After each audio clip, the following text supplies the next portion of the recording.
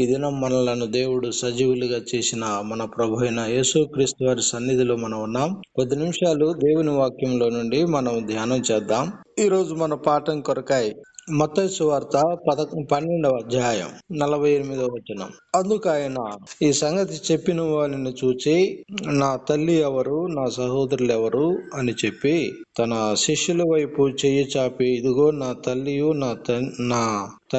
నా సహోదరులను పరలోకమందున్న నా తండ్రి చిత్తం చొప్పున చేయువాడు నా సహోదరుడు, నా సహోదరియు, నా తల్లియు అనెను. ఒక ధ్యాన నిమిత్తమై చిన్న మాట ప్రార్థన చేసుకుందాం. దయగల తండ్రి, పరిశుద్ధుడైన ప్రభువాని స్తోత్రములు. గత రాత్రి మమ్మలను క్షేమంగా కాపాడి సజీవులుగా ఉంచి, సజీవులే కదా నిన్ను స్తుతించేది.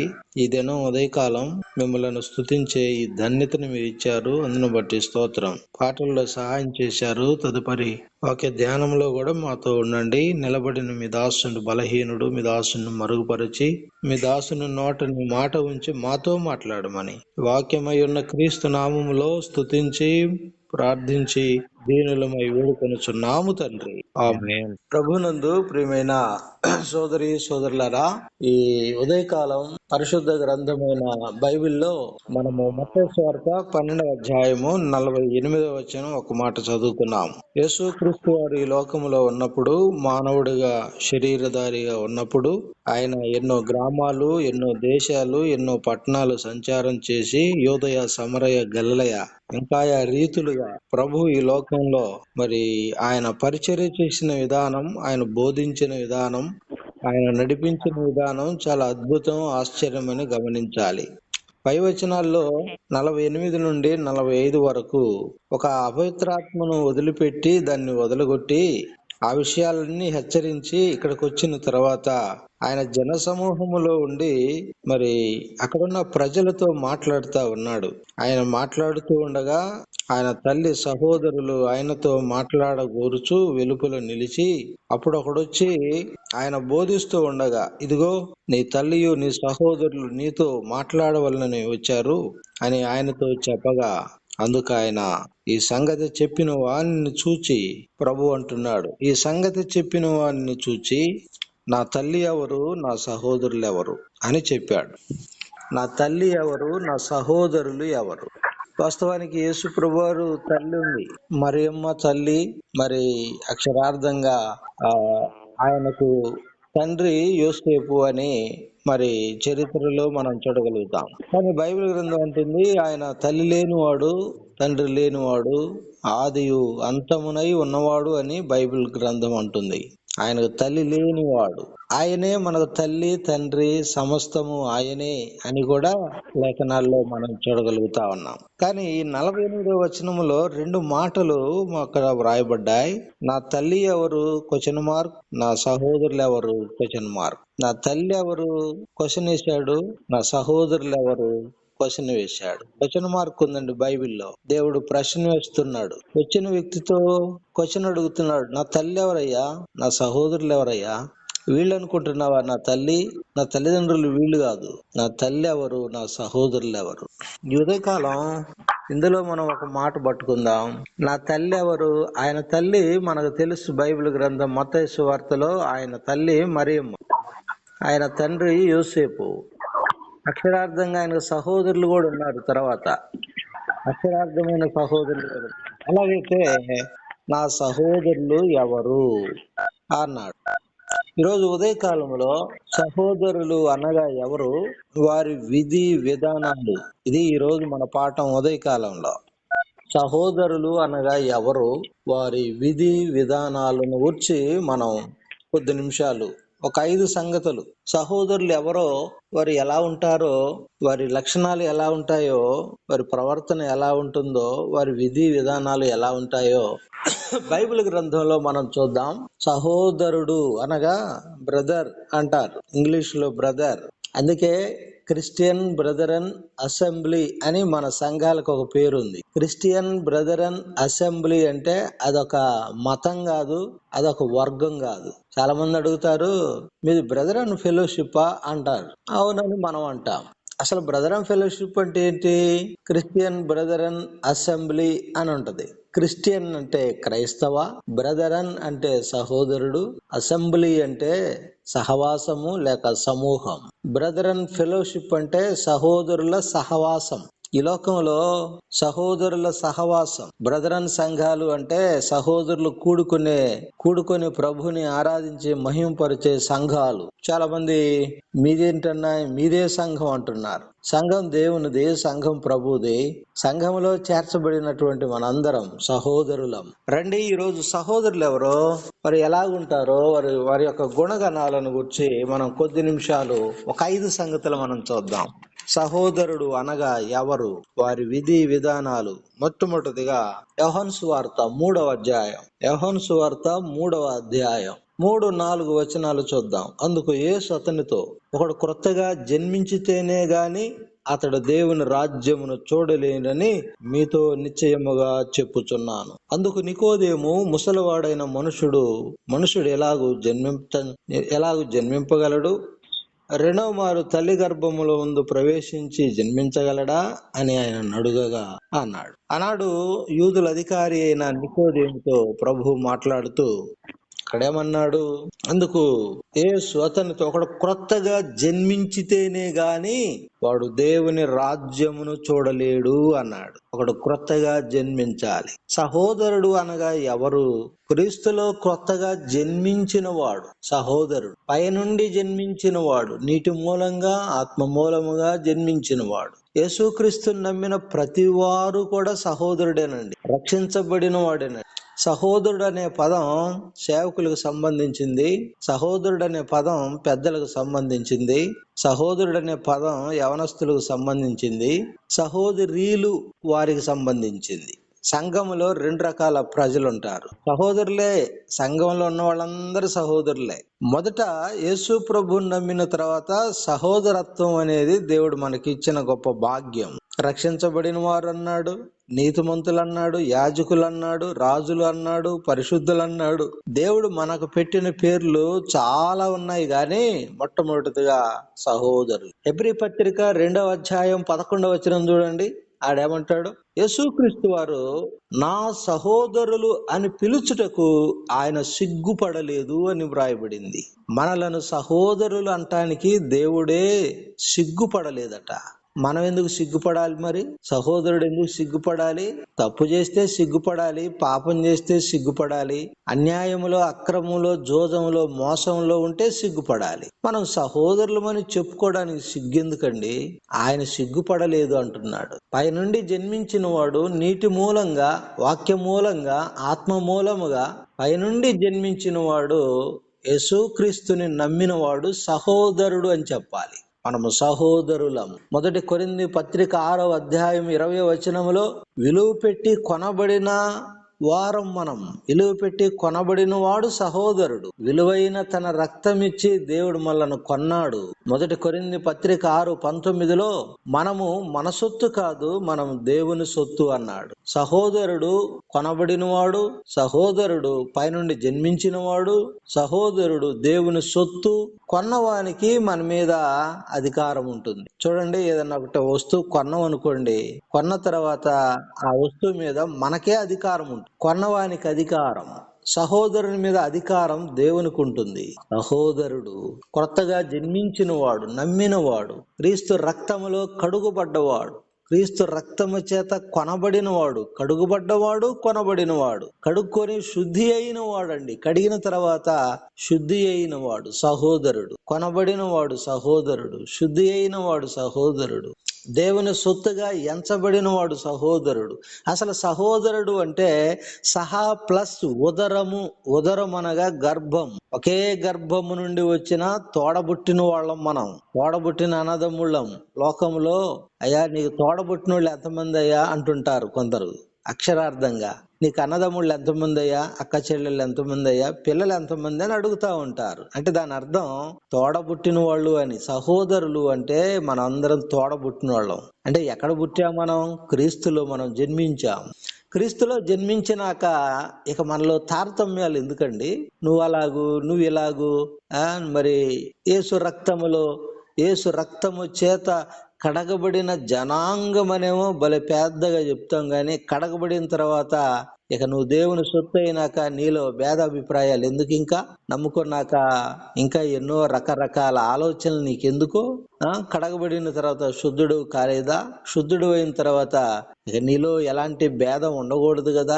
ఒక చెట్టు బెరడు తీశాడు కదా, బెరడు తీసినప్పుడు దాని జాతి అర్థం కాదు కదా, దాని మతం అర్థం కాదుగా, దాని కులం అర్థం కాదు కదా, దాని ప్రదేశం అర్థం కాదు కదా. క్రీస్తులో నమ్ముకున్నాక భేదాలు ఎందుకు నీకు?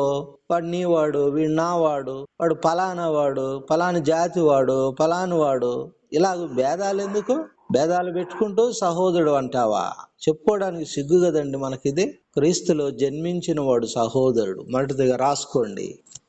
రెండవది, సహోదరుడు అనగా ఎవరు? వారి విధి విధానాల్లో మొట్టమొదటిదిగా సహోదరుడు అంటే క్రీస్తులో జన్మించిన వాడు, కడగబడిన వాడు, శుద్ధి అయిన వాడు. ఒకసారి మనం జ్ఞాపకం చేసుకోవాలి. రెండవది, సహోదరుడు అనగా ఎవరు? ఆదికాండం 42వ అధ్యాయం 6వ వచనాన్ని చదువుకుందాం. ఆదికాండము 42వ అధ్యాయం 6వ వచనాన్ని మనం చదువుకుందాం. 6వ వచనం. అతనికి వందనము చేశారు. ఎవరు? 11 మంది అన్నలు. ఈ 2వ అధ్యాయములో యోసేపు ఒక అధికారిగా కనబడుతున్నాడు. ఐగుప్తు దేశం మీద అధికారిగా కనబడుతున్నాడు. ఒక ప్రధానమంత్రిగా కనబడుతున్నాడు. ఒక హోదా కలిగిన వాడుగా కనబడుతున్నాడు. ఐగుప్తు దేశానికి ఒక రాజుగా కనబడుతున్నాడు. ఐగుప్తు దేశములో అనేక మందికి కరువు కాలంలో ధాన్యం అమ్మే ఓ ధనికుడుగా కనబడుతున్నాడు.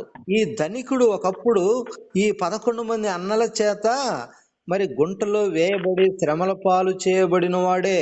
అయితే ఇప్పుడు కరువు కాలంలో ఉంది.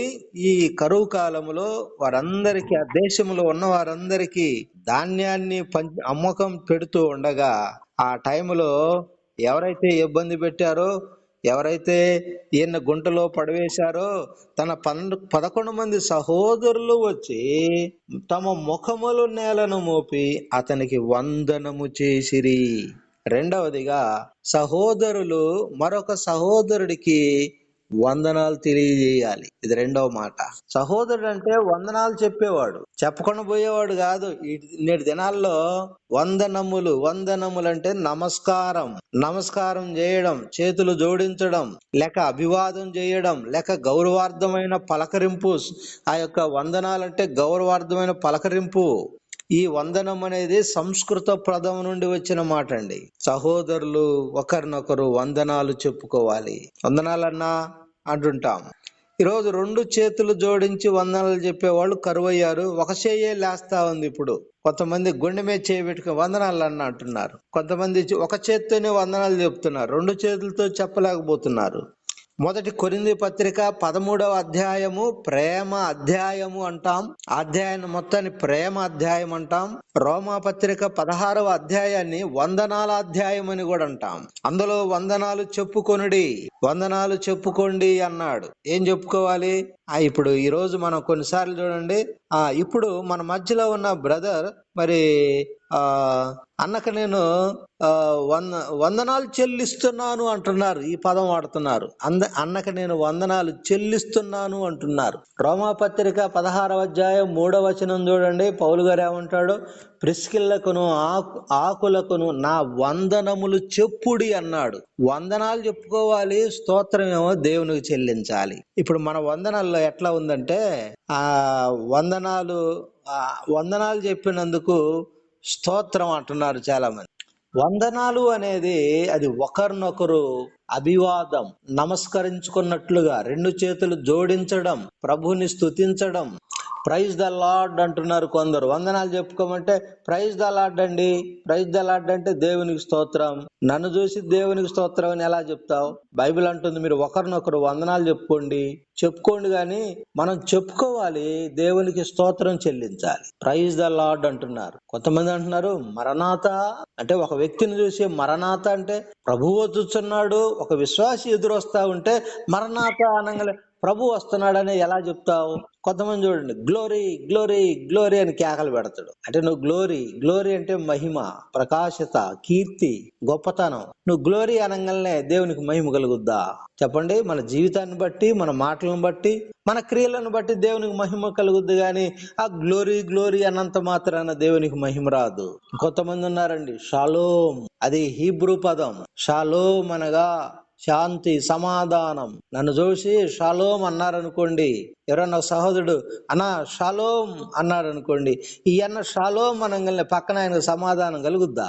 అంటే ఇవన్నీ అర్థం లేని పదాలు. ప్రైజ్ ద లార్డ్ అర్థం లేని ఒక పదం, మరణాత అర్థం లేని ఒక పదం, గ్లోరీ అర్థం లేని ఒక పదం, షాలేం అర్థం లేని పదం. అంటే తప్పని కాదు దాని భావం. ఒకరినొకరు వందనాలు చెప్పుకోవాలి, గాని ప్రియులారా, ఒక సహోదరుని చూసి మరొక సహోదరునితో స్తోత్రం అనకూడదు. ఈ మధ్య కాలంలో ఒక అబ్బాయి నాకు ఐపీసీకి వెళ్తాడు, మాచర్లో, నేను కనపడ్డప్పుడు నన్ను అంటాడు, సూత్రం అన్నా అంటాడు. ఏందయ్యా నన్ను చూసి సూత్రం అంటున్నావు అంటే, సూత్రం చెప్పుకోమన్నాడు అన్న. ఇంకా నయం మంగళసూత్రం అనలేదయ్యా నువ్వు, ఎవరు చెబుతున్నావు స్తోత్రం? దేవుని చెప్పు, నాకు చెప్పొద్దయ్యా అన్న. ఆ మాట ఆ అబ్బాయి కొంచెం కఠినంగా ఉన్నట్టుగా ఉంది. అట్లాగైతే అసలు నేనేం చెప్పనులేని సైలెంట్కి వెళ్ళిపోయాడు. పోతే పోనీ, సహోదరులు వందనాలు చెప్పుకోవాలి. ఇది రెండవ మాట. ఈరోజు వందనాలు చెప్పుకునే వాళ్ళు కరువయ్యారు, రెండు చేతులు ఎత్తే వాళ్ళు కరువయ్యారు, ఇబ్బంది పడుతున్నారు చాలా మంది. మూడవదిగా చూడండి, సహోదరుడు అంటే ఎలాంటి వాడు? సహోదరుడు అనగా క్రీస్తు రక్తములో కడుగుబడిన వాడు సహోదరుడు. సహోదరుడు అనగా వందనాలు చెప్పుకునేవారు సహోదరులు. మూడవది, యాకోబు పత్రిక చూడండి ఒక మాట. యాకోబు పత్రిక మొదటి అధ్యాయము 19వ వచనాన్ని చదువుకుందాం. నా ప్రియ సహోదరులారా, ఈ మాట చూడండి. 12 గోత్రికులకు ఒక పత్రిక రాస్తూ యాకోబు తన పత్రికలో ఏమని వివరణ ఇస్తున్నాడు చూడండి. నా ప్రియ సహోదరులారా, మీరు ఈ సంగతి ఎరుగుదురు గనుక ప్రతి మనుష్యుడు వినుటకు వేగరపడువాడును అన్నాడు. అంటే సహోదరుడు వినటానికి వేగరపడాలి. ఇది మూడవ మాట. వేగరమే, త్వరగా, శీఘ్రముగా. వేగరం అంటే త్వరగా, శీఘ్రముగా, తొందరగా, స్పీడ్గా, తొందరగా అన్నట్టుగా. అంటే దేవుని వాక్యం వినేటప్పుడు ఎలా వినాలండి? వేగరమే అంటే త్వరగా వినాలి, స్పీడ్గా వినాలి, శీఘ్రంగా రావాలి, తొందరగా వినాలి. అసలు ఏం చెప్తాడు ఈరోజు అన్న? ఏ వాక్యం చెప్తాడో, ఏ మాటలు చెప్తాడో, ఏ సంగతులు చెప్తాడో, ఎవరిని గురించి చెప్తాడో వినటానికి వేగరపడాలి అన్నాడు. ఈనాడు సహోదరులు చాలా మంది వినటానికేమో ఆలస్యంగా వస్తున్నారు, తినటానికేమో ముందు వస్తున్నారు. ఈ మాట గమనించండి. ఉదయం మీటింగ్ 10 నుంచి 12 గంట వరకు అన్న మీటింగ్ అంటే ఉదయం వినటానికి రాడేనా? 12 గంటలకు వస్తాడు, వచ్చి కూర్చొని ఎంతవరకు జరిగింది, ఏంటి సంగతులు అంటాడు. శుభ్రంగా వస్తాడు, విండో పెట్టాడు, వస్తాడు, తిని వెళ్ళిపోతాడు. బయటికి పోయి అంటాడు, అబ్బా భలే వాక్యం ఉందంటాడు. వాక్యం కాదు, బాగుంది, భోజనం బాగుందని వెళ్ళిపోతాడు. సహోదరుడు వినటానికి వేగరపడాలి. 42వ కీర్తన 2వ వచనములో, ఆనాడు కోరహు కుమారులు దేవుని సన్నిధికి ఎప్పుడు వెళ్ళాలి అనే ఆశ, ఆ తృష్ణ, ఆ తపన, దేవుని వాక్యం వినాలనే ఒక తపన దేవుని పిల్లలు సహోదరులకు ఉండాలండి. ఈరోజు సహోదరులు అనేవారు, వినేవారు చాలా మంది సంఘాల్లో, వినేవాళ్ళు కూడా జారుకుంటున్నారు. ఇప్పుడు జారుకుంటున్నారండి. నిలబడేవాళ్ళు లేరు. మాటలు చెప్పేవాళ్ళు మస్తుగున్నారు కానీ నిలబడేవాళ్ళు లేరు. వినాలి అన్నాడు. ఎందుకు వినాలి? రోమా 10:17 చూడండి. వినుట వలన విశ్వాసం కలుగుతుంది, వినకపోతే నువ్వు అవిశ్వాసం ఏర్పడతా ఉంది. ఈరోజు వినేవాళ్ళు విశ్వాసాన్ని సంపాదించుకుంటున్నారు, వినకుండా ఉండేవారు వారు తమ జీవితాల్లో అవిశ్వాసాన్ని సంపాదించుకుంటున్నారు. సంఘాల్లో కొందరు ఈ విధంగా వింటున్నారండి.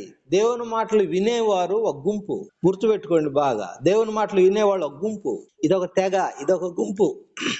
రెండవది, దేవుని మాటలు విననోళ్ళు ఉన్నారు, ఇదొక గుంపు. వీళ్ళు వస్తారు గాని వినరు.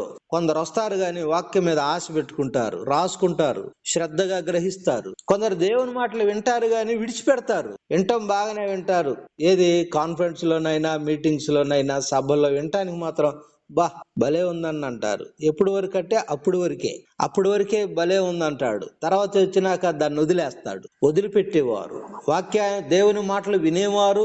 రెండవది, దేవుని మాటలు విననివారు, దేవుని మాటలు విని విడిచిపెట్టేవారు.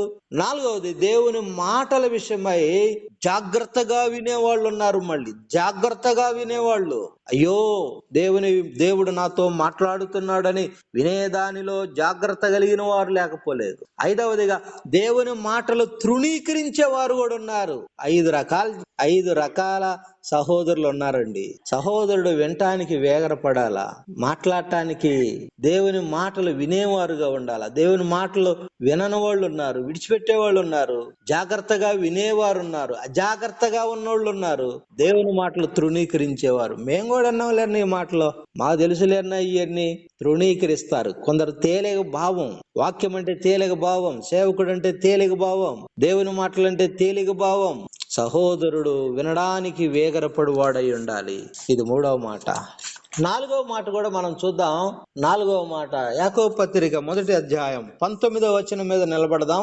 19వ వచనం మీద నిలబడదాం. నా ప్రియ సహోదరులారా, మీరు ఈ సంగతిని ఎరుగుదురు గనుక ప్రతి మనుషుడు వినుటకు వేగరపడివాడును మాట్లాడుటకు నిదానించువాడునై ఉండాలి. సహోదరుడు అంటే ఎవరండి? మాట్లాడటానికి నిదానించాలా. యాకోబు అన్య దేశముల యందు చెదరి ఉన్న 12 గోత్రికులకు రాస్తూ, సహోదరుడు, సంఘములో ఒక సహోదరుడు మాట్లాడటానికి నిదానించాలి. నిదానం. కొందరికి భలే తొందరండి, నిలుపు ఉండదు, నిదానం ఉండదు. అందుకే కొన్ని కార్ల మీద లేక కొన్ని లారీల మీద వెనక బ్యాక్ సైడ్ రాసి ఉంటది. ఏమైనా తెలుసా? నిదానమే ప్రధానము అని రాసి ఉంటది. అయ్యా, నువ్వు నిదానంగా వెళ్ళయ్యా, నిదానంగా వెళితే నువ్వు క్షేమంగా గమ్యం చేరుతావు. నిదానంగా వెళ్లకుండా నువ్వు వెళ్తే నీకు ప్రమాదం ఉంది అని అర్థం. అంటే దాని అర్థం ఏంటో తెలుసా? సహోదరుడు మాట్లాడేటప్పుడు చాలా జాగ్రత్తగా మాట్లాడాలి. ఈ మాట నేను అనొచ్చా? ఈ మాట నేను మాట్లాడొచ్చా? మాట్లాడకూడదా? దేవుడు ఆకాశం ముందు ఉన్నాడు, నా మాటలు వింటున్నాడు, నన్ను చూస్తున్నాడు.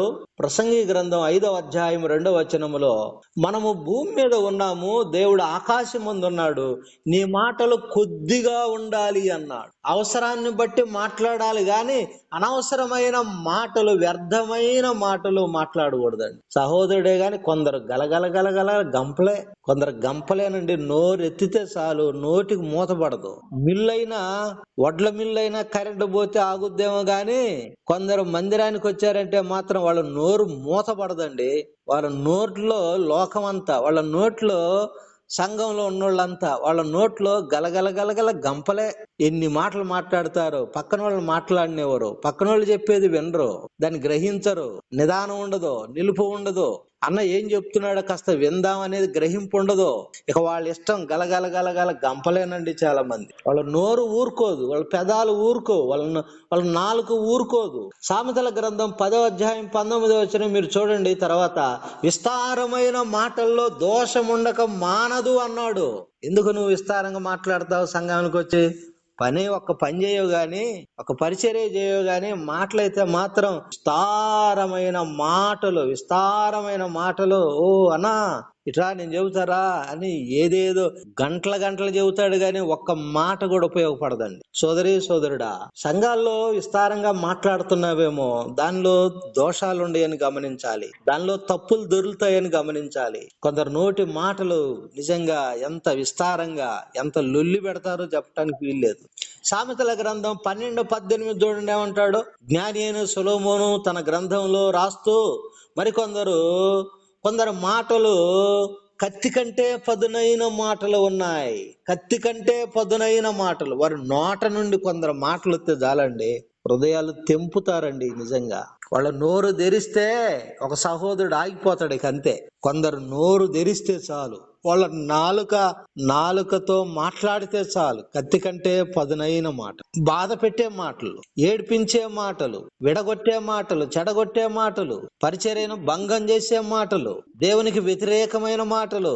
పేరుకు మాత్రం అనో సహోదరుడన్నా, దేనికి సహోదరుడివి? చెడగొట్టడానికి సహోదరుడువా? దేనికి సహోదరుడివి? ఎక్కువగా మాట్లాడడానికి సహోదరుడువా? నాలుక కత్తి కంటే చాలా ప్రమాదకరమైన సహోదరుల సంఘాల్లో ఈరోజు ఎక్కువగా మనం చూస్తాం. వినేవాళ్ళు తక్కువైపోయారండి ఈ దినాల్లో. వినమని దేవుని వాక్యం అంటుంది, వినేవాళ్ళు తక్కువైపోయారు, మాట్లాడే వాళ్ళు ఎక్కువైపోయారు. వీళ్ళ మాటలు ఇక చూడండి, ఎన్ని మాటలు మాట్లాడతారో చెప్పడానికి వీల్లేదు. ఇంతవరకు నువ్వు ఎలాంటి సహోదరుడిగా ఉన్నావు? వినే సహోదరుడివా, విస్తారంగా మాట్లాడే సహోదరుడివా? మాట్లాడొద్దని కాదు. అన్న ఏందన్నా మోహన్ రావు అన్న, అయితే మాట్లాడొద్దంటవా? నోటికి ఏదన్నా స్టిక్కర్ వేసుకోమంటావా? అసలు ఏం చెప్పొద్దంటవా? చెప్పకపోతే ఎట తెలుస్తుంది? చెప్పు, మాట్లాడు, అవసరాన్ని బట్టి మాట్లాడు. అనవసరమైన మాటలు నీకెందుకు? పక్కనున్న సహోదరుడు ఎలా ఉంటే నీకెందుకు? అలాంటి వాళ్ళ మాటలు నీకెందుకు? వాళ్ళ జీవితాలతో నీకెందుకు? వాళ్ళ బ్రతుకులతో నీకెందుకు? వాళ్ళ విశ్వాసంతో నీకెందుకు? నీ పని నువ్వు చూసుకోరాదు? నీ సేవ నువ్వు చేసుకోరాదు? నీ యొక్క జీవితం ఎలా ఉందో నిన్ను నీవు కట్టుకోరాదు ముందు? ఆయన బాగలేడు, ఈయన బాగలేడు, కొందరు నోరు తెరిస్తే ఇయ్యే మాటలు. ఆ సేవకుడు బాగాలేదు, ఆ సంఘం బాగలేదు, ఏందన్న అక్కడ సంఘం జీలిపోయిందంటగా, నీకెందుకు? అంటే అలాంటి ఇష్టం ఇలా కొంతమందికి. అలాంటి మాటలు వద్దండి మనకు. అలాంటి మాటలు వద్దు. పక్క సంఘంతో మనకొద్దు, పక్క విశ్వాసులతో మనకొద్దు, పక్క సేవకునితో మనకొద్దు, పక్క సంఘాల జోలు మనకొద్దు. ముందు మనమేంటో, మన సేవ ఏంటో, మన సంఘం ఏంటో, మన సహోదరులు ఏంటో, మన సంఘం ఎలా ఉందో, మన సేవకుడు ఎలా ఉన్నాడో, ఆ సంఘంలో నా పాత్ర నేను ఎలా ఉన్నాను, ఇవి చూసుకోవాలి. కానీ కొందరు చూస్తే ఏమన్నా ఏందో ఒక వార్త తెలిసిందే, ఈయన వార్తలు వినేవాడు ఆకాశరామన్న సహోదరులు ఉన్నారు. అక్కడక్కడక్కడక్కడ వార్తలు విని ఇంకొక చోట జార వేసే వాళ్ళు, ఇలాంటి సహోదరులు కూడా ఉన్నారు. ఇలాంటి సహోదరులను చూసినప్పుడు చాలా సిగ్గు కలుగుద్దండి. ఇలాంటి సహోదరులు ఏంటా ఎలా ఉన్నారు అని. చాలా బాధాకరం అండి. నేటి దినాల్లో సంఘాన్ని బాధ పెడుతున్నారు, విశ్వాసులను బాధ పెడుతున్నారు, సేవకుని బాధ పెడుతున్నారు, సంఘాలను బాధ పెడుతున్నారు, దుఃఖపరుస్తున్నారు, పనిని భంగం చేస్తున్నారు. ఒకసారి జాగ్రత్తగా మన నోరు, మన నాలుక, పెదాలు కంట్రోల్లో లేకపోతే వీళ్ళరా మనము చాలా అవమాన పాలవుతామని కూడా గమనించాలి. 5వదిగా చూసి మనం ముగిద్దాం. 5వది కూడా 19వ వచనం మీదే నిలబడదాం. యాకోబు పత్రిక 1వ అధ్యాయము 19వ వచనం మీదే నిలబడదాం. 5వ మాట కొరకై కూడా, నా ప్రియ సహోదరులారా, మీరు ఈ సంగతి ఎరుగుదురు గనుక ప్రతి మనుషుడు వినుటకు వేగరపడువాడును, మాట్లాడుటకు నిదానించువాడును, కోపించుటకు నిదానించువాడునై ఉండాలి. ఎవరు? సహోదరుడే. 5వది, కోపపట్టానికి నిదానించే సహోదరులు కావాలి. వామ్మో, ఈ రోజుల్లో ఒక సహోదరుని కదిలిస్తే చాలండి, ఎంత కోపమో. ఏంది నువ్వు మాట్లాడేది? జాగ్రత్తగా మాట్లాడు. వామ్మో, ఎంత కోపమోనండి ఈ దినాల్లో. భయం వేస్తుంది ఎవరితో ఏం మాట్లాడాలో, అసలు ఎవరికి ఏం చెప్పాలో కూడా అర్థం కావట్లేదండి నేటి దినాల్లో. ఈరోజు దైవ సేవకుల మీద కొందరు ఎంత కోపాన్ని చూపిస్తున్నారో. కష్టపడి తిని తినక ఉండి, లేక కష్టములో ఉండి, బాధలో ఉండి, కుటుంబాన్ని జరుపుకుంటా, ఆరోగ్యాలు ఇబ్బంది పడుతూ, కష్టంతో పరిచర్య చేస్తూ పోతా ఉంటే సేవకుల మీద కొందరు సోదరులు ఎంత కోపమో, సహోదరుల మీద, ఇంకొక సహోదరుడి మీద ఎంత కోపమో. కొందరు చూడండి, ఇంట్లో భార్య మీద ఎంత కోపమో. బయట బాగానే ఉంటాడు కానీ ఇంట్లో మాత్రం భలే కోపదారిగా కనపడతాడు. బయట ఏమో సహోదరుడే, కానీ ఇంట్లో మాత్రం సహోదరుని మించిన కోపం. అవసరాన్ని బట్టి కోప్పడాలి, నీతిని బట్టి కోప్పడాలి. బైబిల్ అన్నాడు కదా ప్రభు, కోప్పడు గాని పాపము చేయకుడి. ఎఫెసీ పత్రిక 4వ అధ్యాయం 26వ వచనంలో చూడండి, కోపపడు గాని పాపము చేయకుడి. అవసరాన్ని బట్టి కోప్పడాలి. దేవుని పిల్లలు తప్పు చేస్తా ఉంటే, అన్యాయం చేస్తా ఉంటే, నీతిహీనంగా బ్రతుకుతా ఉంటే వారి మీద కోప్పట్టడంలో న్యాయం ఉంది. అంతేగాని చీటికి మాటికి ఊర కోప్పట్టడం, అది మంచిది కాదు, ఇది మంచిది కాదు, ఆయన మంచోడు కాదు, ఈయన మంచోడు కాదు అంటాం. కోపము అది ఎంత ప్రమాదకరమైనదో బైబిల్ గ్రంథంలో మనం చూడగలుగుతాం. ఆదికాండం 4వ అధ్యాయం 5-6 వచనాల్లో దేవుడు అన్నాడు, కయ్యూను, నీ కోపం ఎలా? ఎందుకయ్యా నువ్వు కోప్పడుతున్నావు? నీ సహోదరుడు, నీ తమ్ముడు సరైన విధానంలో నాకు అర్పణ తెచ్చాడు కదా, నువ్వేమో భూ సంబంధమైనది శపించబడిన దానిలో నుండి బలిని తీసుకొని రమ్మంటే నువ్వేమో భూ సంబంధమైన తీసుకొని వచ్చావు. ఆయన అర్పణ నేను అంగీకరించినందుకు నీకు బాధ ఎందుకు? నీ కోపం ఎందుకు? కొందరు చూడండి, కొందరు సహోదరులు ఎవరన్నా మెచ్చుకుంటే చాలు, అబ్బో అన్నా ఈ అన్న భలే మంచి ఆత్మీయుడు అన్న, మంచి పరిచర్య చేస్తాడన్న అంటే చాలు, పక్కనున్న సహోదరుడికి అరికాల నుండి నడినెత్తి వరకు మండుద్దండి. ఎంత కోపం వస్తుందో. ఆయన ఆత్మీయుడైతే నీకెందుకు కోపం? ఆయన పరిచర్య చేస్తా ఉంటే నీకెందుకు కోపం? ఆయన ప్రార్థన చేస్తా ఉంటే నీకెందుకు కోపం? ఆయన సేవ చేస్తా ఉంటే నీకెందుకు కోపం? నువ్వేం సేవకి వెళ్ళావు, నువ్వు పరిచర్య చేయవు, నువ్వు పని చేయవు, ప్రార్థన చేయవు, మీటింగ్కి రావు, ఆర్చుకొని తీర్చుకొని ఎప్పుడో నీ ఇష్టమైనప్పుడు వస్తావు. ఈ అన్న ఆత్మీయుడుగా ఉన్నాడన్న అంటే నీ కోపమా? అదేండి కోపం. దేవుడు అన్నాడు, కయ్యూను నీ కోపం ఎలా, ఎందుకు? సత్క్రియ చేసిన ఎడల తలెత్తుకోవా?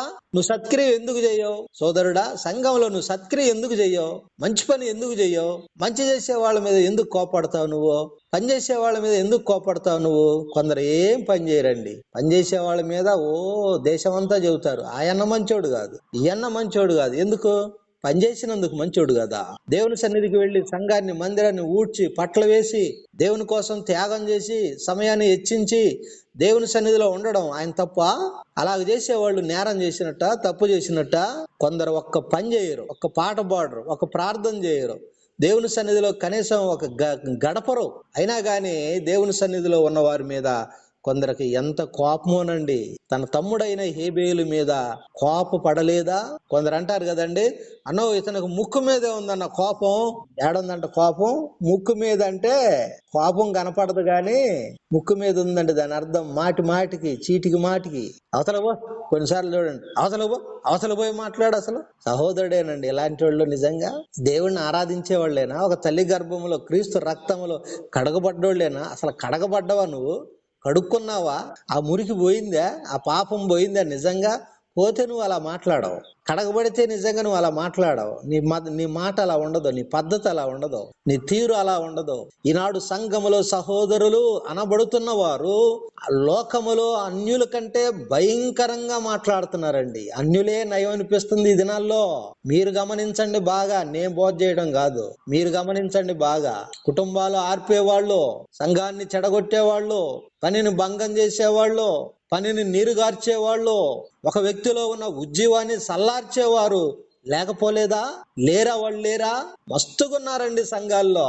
కోపగించుకునే వాళ్ళు ఉన్నారు, సంఘాన్ని భ్రష్టు పట్టించాలని ప్రయత్నాలు చేసేవాళ్ళు కూడా ఉన్నారు. జాగ్రత్త సోదరుడా, నష్టపోతావు. నీ కోపం నిన్ను అణిచివేస్తుంది ఏదో ఒక రోజున. నీ కోపం ఏదో ఒక రోజున నిన్ను దేశ దిమ్మరపాలు చేస్తుందని కూడా గమనించాలి. కోపదారి అయిన కయ్యూను కోపదారిగా ఉండి తర్వాత దేశ దిమ్మరి కాలేదా? నువ్వు కూడా కోప్పడు. ఎంతకాలం కోపడతావు? కోప్పడి పడి పడి పడి లాస్ట్కి ఆ కోపం నీ కొంపక చేటు అవుద్దని కూడా గమనించాలి. ఈ ఉదయకాలంలో సహోదరుడు అనగా ఎవరు, వాని విధులు, వాని లక్షణాలు, వాని యాక్టివిటీస్ గురించి ఈ ఉదయకాలం 5 విషయాలు మనం చూసాం. ఒకటి, సహోదరుడు అనగా క్రీస్తు రక్తములో కడుగుబడిన వాడు, కొత్తగా జన్మించిన వాడు సహోదరుడు. రెండవది, సహోదరులు సంఘములో ఒకరినొకరు వందనాలు చెప్పుకోవాలి. ఈరోజు కొందరు చెప్పుకోవడం లేదు, కరువైపోయింది. వందనాలు కరువైపోయి 2 చేతులు ఎత్తటం కరువైపోయింది. ఒక చేతితో చెబుతున్నారు, గుండెల మీద చేసుకొని చెబుతున్నారు. కొంతమంది నోటితో వందనాలన్నా బాగున్నావా, ఇదొక యాక్టింగ్ అనమాట. అచ్చం ఏదో ప్రేమ ఉన్నట్టే వందనాలన్నా బాగున్నావా, లోపలేమో అంతా కుళ్ళు కుతంత్రం పెట్టుకొని పైకి ఒత్తొత్త వందనాలు చెప్తావా? సహోదరుడివే నిజంగా నువ్వు? మూడవది, సహోదరుడు వినటానికి వేగరపడాలి. యాకోబు 1:19 సహోదరుడు వినటానికి వేగరపడాలి. నాలుగవది, సహోదరుడు మాట్లాడడానికి నిదానించాలి, కాస్త ఆగాలి. ఆగు, భద్రం. సంఘంలో తొందరపడొద్దు. తొందరపడి ఏ విషయంలో నువ్వు జోక్యం చేసుకొని తొందరపడి ఇష్టానుసారంగా మాట్లాడి సహోదరులను చెడగొట్టొద్దు, సంఘాలను చెడగొట్టొద్దు, భ్రష్టు పట్టించొద్దు.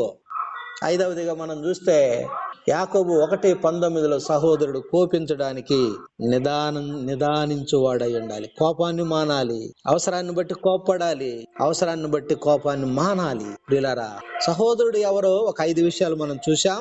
దేవుని చిత్తమైతే ఈ లోకంలో మనం నిలిచి ఉంటే మరొక సమయంలో మరొక వర్తమానంతో అందరం కలుసుకుందాం, ప్రభుని స్తుతిద్దాం. దేవుడు మనలందరినీ కూడా దీవించును గాక. ఆమేన్. God bless.